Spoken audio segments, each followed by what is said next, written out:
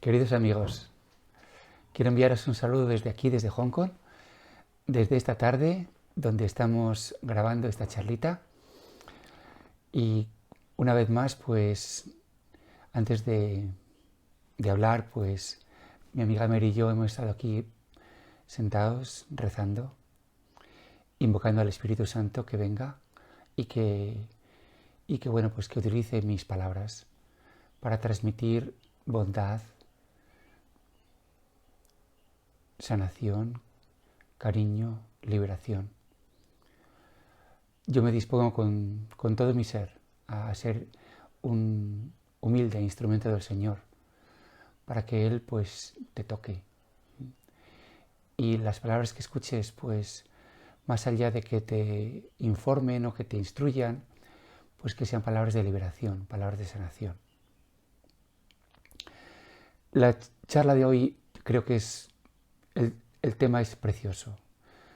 Yo lo he titulado Las aguas amargas y el madero. Las aguas amargas y el madero.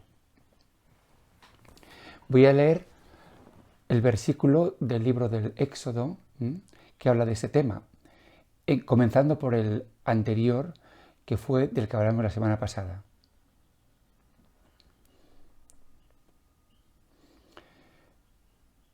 Luego llegaron a Mará, mas no pudieron beber el agua de Mará porque era amarga.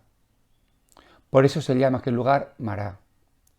El pueblo murmuró contra Moisés diciendo: ¿qué vamos a beber? Entonces Moisés invocó a Yahvé. Y Yahvé le mostró un madero que Moisés echó al agua y el agua se volvió dulce.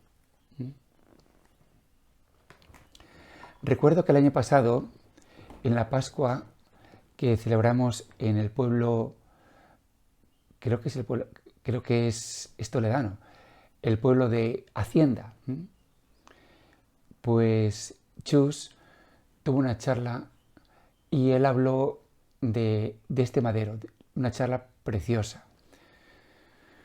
Y de alguna manera, pues, esas palabras siguen en mi corazón y es lo que quiero compartiros hoy. Como hemos escuchado, el tema es simple. Se trata de un milagro maravilloso, ¿no? De cómo las aguas que eran amargas, Mara, por eso este lugar se llama Mara, amargas, se convierten en agradables, en dulces, en aguas potables, por la fuerza y la virtud de un madero. No tiene nada de particular, todo lo contrario, que este madero pues prefigura el madero de la cruz. Además, también el agua tiene también una fuerte simbología. Cuando Jesús está en la cruz, del costado de Jesús brota agua, como nos dice San Juan en el capítulo 19, versículo 34. También el agua aparece en el Evangelio de San Juan, capítulo 4, versículo 14, cuando Jesús dice a la samaritana: el que beba del agua que yo le daré se convertirá en un torrente que emana hasta la vida eterna. El agua que está unida a Jesús y por supuesto también al madero de la cruz.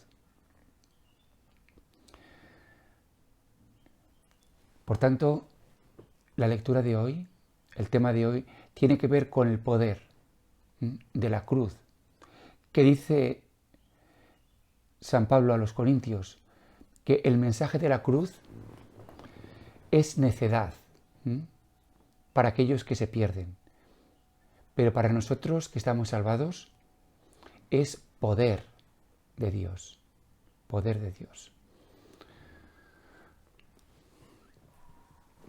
Yo quiero hablaros hoy, por tanto, de esto, ¿no? ¿Cómo es posible que un madero, cómo es posible que la cruz tenga poder. ¿O cuál es el poder de la cruz? Bueno, pues yo quiero compartir con vosotros que desde hace como unos 10 años más o menos, pues todas las mañanitas, muy pronto, me levanto pronto, también me acuesto pronto, pues voy a practicar Tai Chi muy cerquita de donde estoy ahora mismo, ¿no? Aquí tenemos como una terraza preciosa y se ven las montañas. Entonces, a esa hora de la mañana donde todo está tranquilo, al romper el día, pues voy a practicar mi Tai Chi y me encanta. Entonces, pues, para llegar a la terraza, voy a través de la comunidad, abro una puerta y ahí siempre había, pues, un cuadro que estaba en otra habitación, y lo colocaron encima, pues, de una especie como de librería pequeñita, ¿no? O de estante pequeñito. Allí estaba el cuadro de la cruz.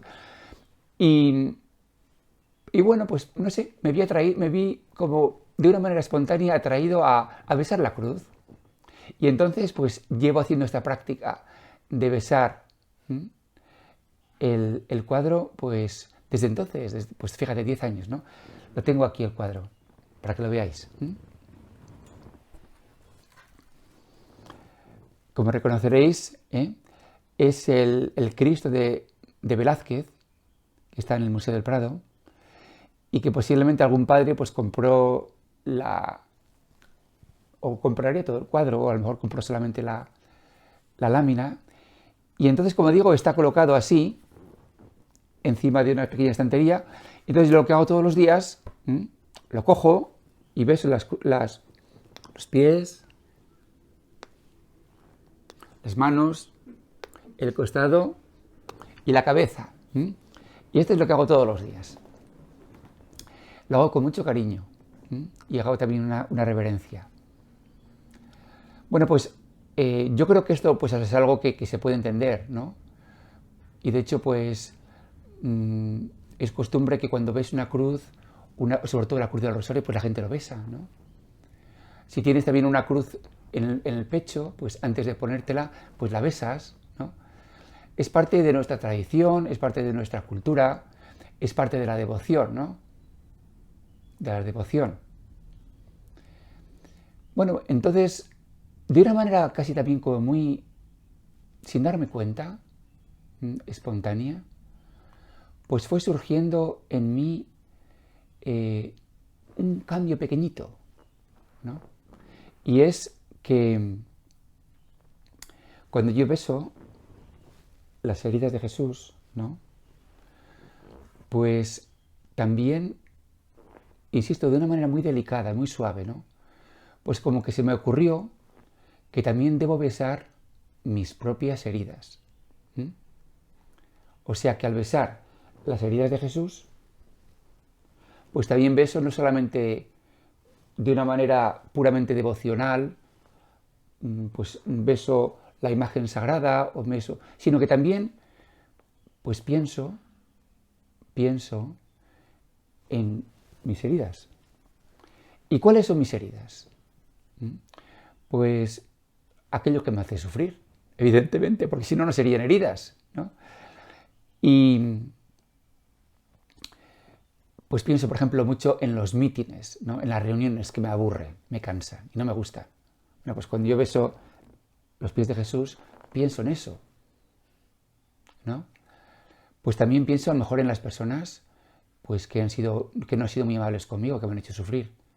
Pues entonces también cuando beso las manos, también pienso en eso. Pienso en todas aquellas realidades que como el agua de Mará, son amargas, porque son dolorosas, porque me escuecen. Especialmente ha habido momentos más difíciles que otros, ¿no? Donde ha habido conflictos, o algo tan simple como un catarro, ¿no? Entonces, en esos momentos, yo cuando beso la cruz, pues soy como mucho más consciente. Y siempre me hago una pregunta.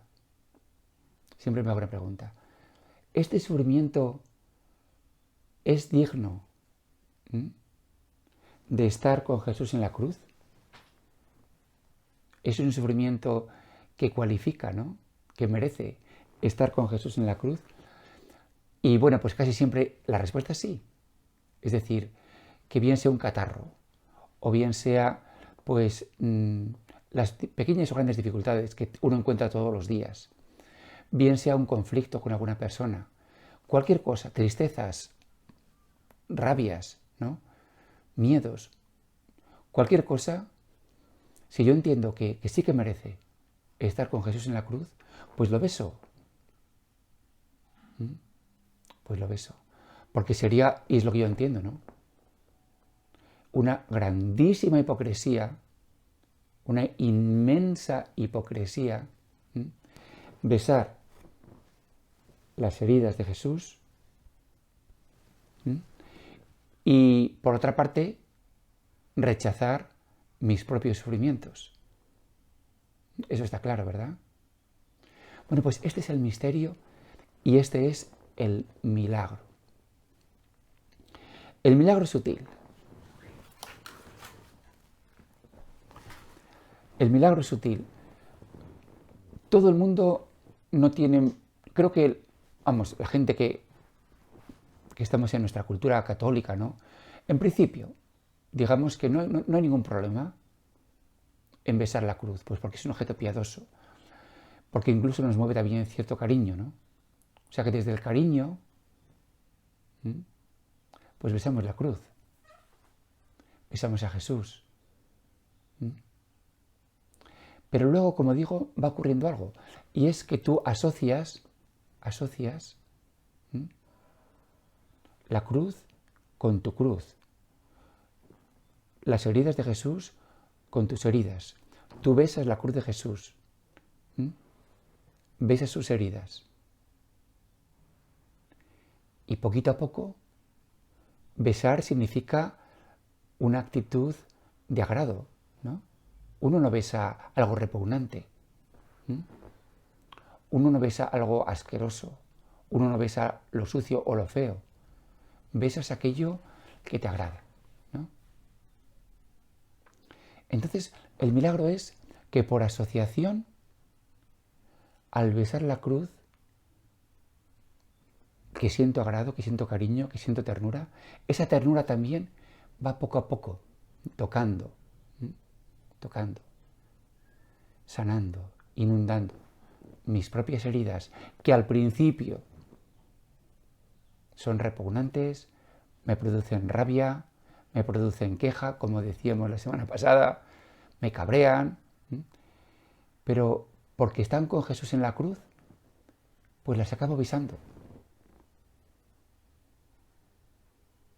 Por tanto, beso los mítines, beso las reuniones, beso el catarro,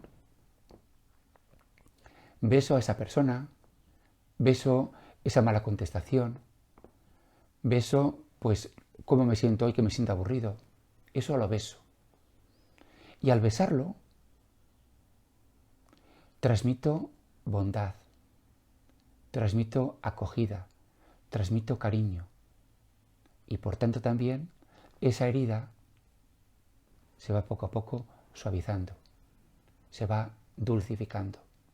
Es muy sencillo. Es muy sencillo y es muy hermoso. Y este es el poder de la cruz. Solo la cruz puede hacer esto. Esto no es magia, ni es ningún truco psicológico, ni es ninguna autosugestión, ni es que tú te comes el coco, ni es que, bueno, pues te engañas a ti mismo, para nada. Esto es el poder de la cruz. La cruz atrae. Como dice Jesús, cuando sea elevado sobre la tierra, atraeré a todos hacia mí. ¿Qué atrae la cruz? La cruz atrae la negatividad, el dolor, la pena, la muerte, lo amargo de la vida y lo dulcifica. Este es el misterio de la cruz, que solo la cruz puede hacer. Por eso, en Semana Santa el Viernes Santo, ¿no? Una parte central de la ceremonia es exactamente lo mismo que os acabo de hacer ahora. Es adorar. Adorar la cruz. Atención.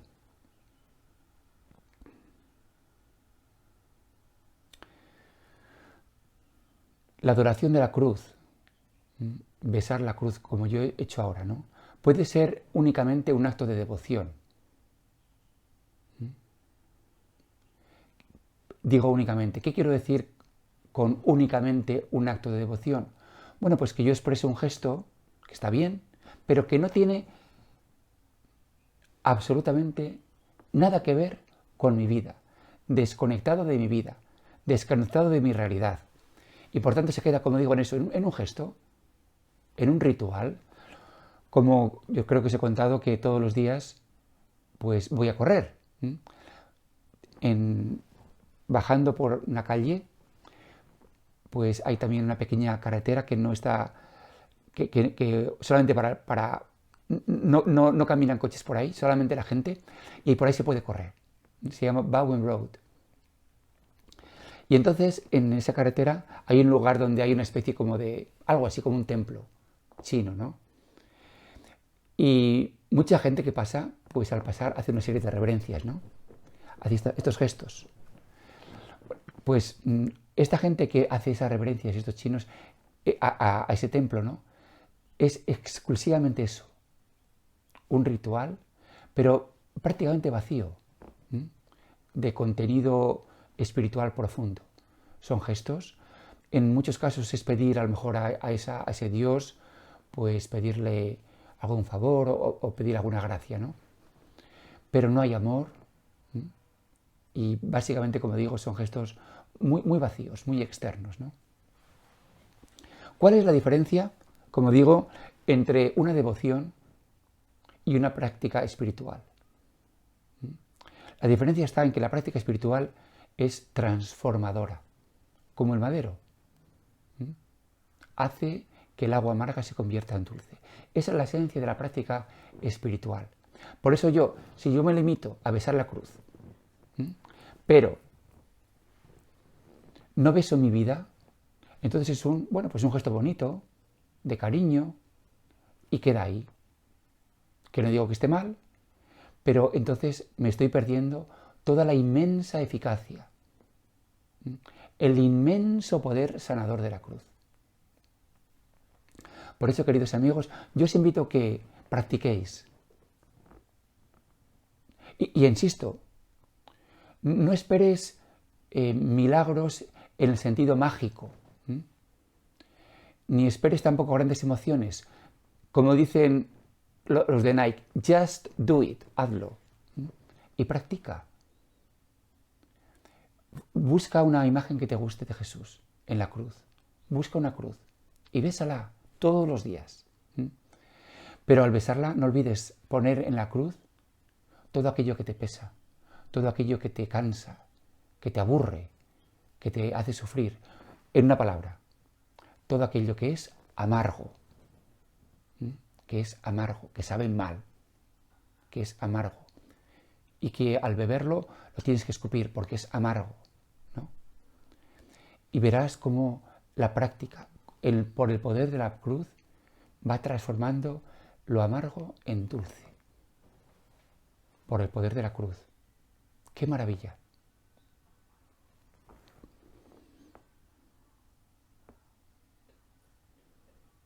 Al final Jesús dice,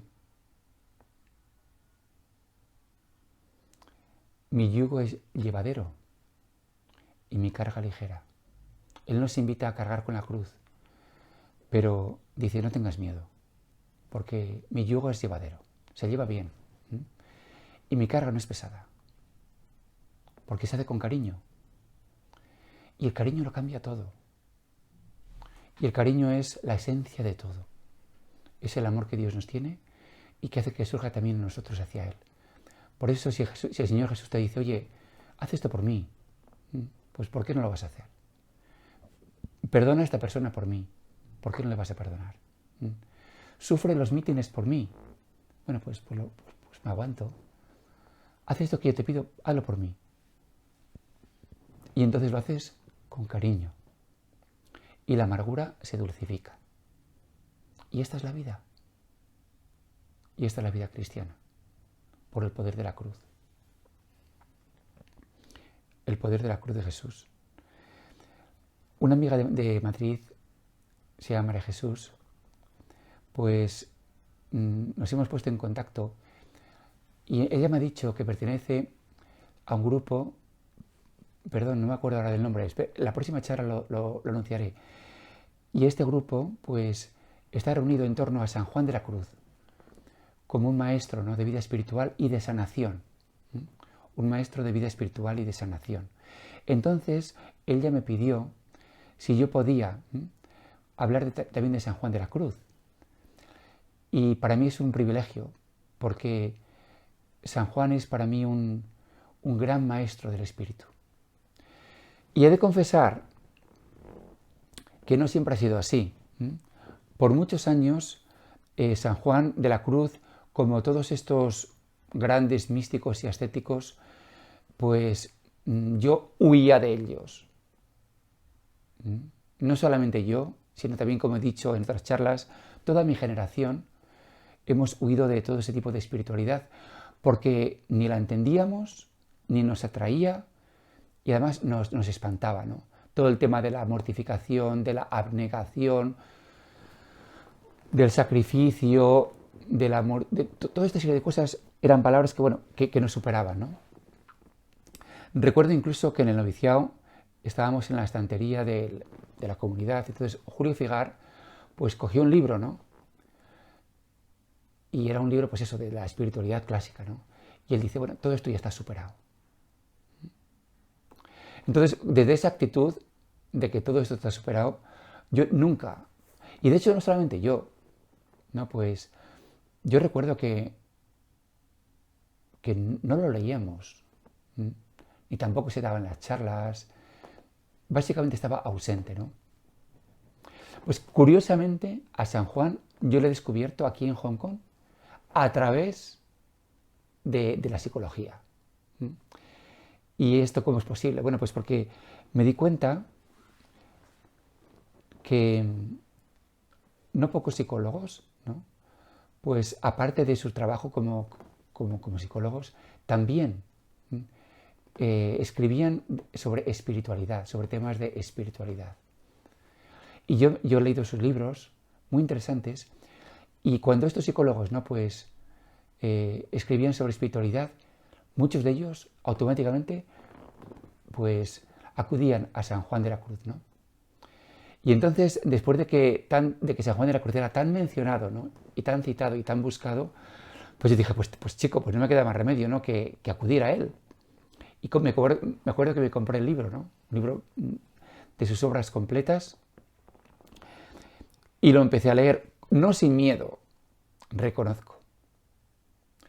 Pero he de decir que cuando ya lo empecé a leer, por decirlo así, yo ya estaba preparado. Y bueno, pues, madre mía, qué maravilla. Qué maravilla. Ahora, también he de decir, y es mi impresión, que San Juan de la Cruz no se le puede empezar a leer en frío, ¿no? Porque de hecho él tampoco escribe para todo el mundo, él escribe para aquellos ya que están bastante iniciados en la vida espiritual. No es para, por decirlo así, para el público en general. Él lo que hace es, pues, ofrecer un camino de transformación espiritual. Interesantísimo. Pero, no, la palabra no es adecuada, no es porque sea interesante, sino porque él la ha vivido y él desde dentro entiende cuál es el camino. Y bueno, pues me complace decir que él va a ser uno de nuestros grandes amigos, que nos va a acompañar también, ¿no?, a lo largo de estas charlas, sobre todo cuando hablemos más sobre la transformación espiritual. Pero hoy yo quiero hablaros de un tema que San Juan de la Cruz habla en su libro Subida al Monte Carmelo, libro segundo, capítulo 7 y párrafo 11. Voy a leer lo primero, lo que él dice, y luego lo comentamos, ¿eh? Dice San Juan: cuanto a lo segundo, cierto está que al punto de la muerte Jesús quedó también aniquilado en el alma, sin consuelo ni alivio alguno, dejándole el Padre así en íntima sequedad según la parte inferior, por lo cual fue necesitado aclamar diciendo: Dios mío, ¿por qué me has abandonado? Lo cual fue el mayor desamparo sensitivamente que había tenido en su vida. Y así, en él, hizo la mayor obra en toda su vida, con milagros y obras que había hecho, que fue reconciliar al género humano por gracia con Dios. O sea, San Juan aquí nos dice que en la cruz tuvo, por decirlo así, dos tipos de sufrimientos, ¿no? Unos exteriores y otro muy íntimo.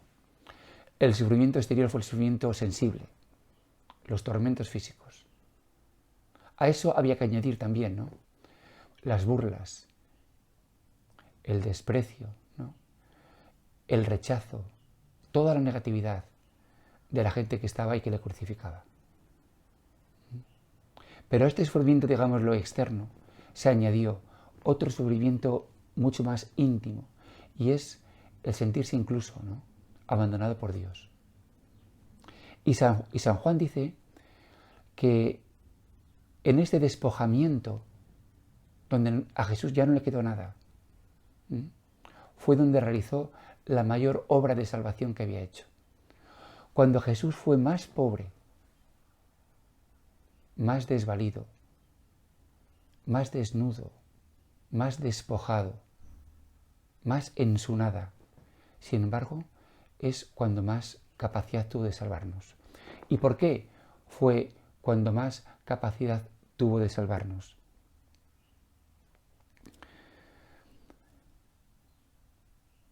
Bueno, pues porque precisamente Jesús bajó a lo más profundo del dolor, de la angustia, del vacío humano. Y ahí se encuentra con nuestro vacío. Por eso, la oscuridad que puede corroer nuestra vida, la depresión, la angustia, en la cruz de tu vida, esa soledad, esa angustia, esa desesperación incluso, ¿no?, por la fuerza de su cruz se va formando con un contorno, y ese contorno es Él, es Jesús, y ya deja de ser amenazante. Jesús está ahí. Jesús nos va dando forma desde dentro, y nuestra nada es su nada, y nuestro vacío es su vacío. Esto quiere decir que no importa lo que estemos sufriendo, Jesús ya lo ha tocado y ha santificado este abismo. El sufrimiento del Hijo de Dios destruido, ridiculizado, abandonado por Dios y por los hombres, ofrece un lugar al dolor de cada uno de nosotros. Su sufrimiento es donde nosotros somos acogidos. Su sufrimiento nos acoge. Por tanto, no estamos solos. Esta es la inmensa diferencia entre la muerte de Jesús y nuestra muerte. Cuando los mártires se entregaban, no iban solos, iban por un poder, el poder de Jesús. Jesús muere solo, para que tú no estés solo. Este es el poder de la cruz. La visión de San Juan nos quiere decir que tú nunca estás solo. Donde quiera que vayas o donde quiera que te veas obligado a ir, Jesús ya ha estado allí, Jesús está allí. El Cristo de San Juan es el Cristo que comprende, que sabe cómo soy y por lo que estás pasando. Por eso, qué bonito, ¿no? San Juan se llama San Juan de la Cruz, es el Jesús de la cruz, el Jesús que sabe de tu cruz, porque Él también vivió la suya. Nuestro querido San Juan espera de nosotros que permitamos al Señor Jesús que obre su muerte y resurrección en nuestras vidas. De nuevo, yo puedo adorar a Jesús y quererle mucho, pero como una devoción. Él está allí, distante, y yo estoy aquí. Le quiero, le adoro, no basta. Esto es devoción, es bonito, pero no es suficiente. Lo que espera el Señor Jesús de nosotros es que le permitamos morir en nosotros y resucitar en nosotros. Por tanto, querido amigo, querida amiga, tu dolor ya no te pertenece, tu cabreo ya no te pertenece, tu angustia ya no es solo tuya, tu sufrimiento no te pertenece, es suyo, Él lo ha tomado. Deja que Jesús muera en ti. Y entonces se convierte el milagro. El milagro es la transformación, es la resurrección, es un poder nuevo, es una gracia nueva. Y no te lo puedes perder. ¿Por qué beber las aguas amargas cuando se pueden endulzar? ¿Por qué vivir una vida amargada cuando tu vida puede desbordar de gozo? ¿Por qué sufrir cuando se puede gozar? El milagro de la cruz, el milagro del madero. Que Dios te bendiga.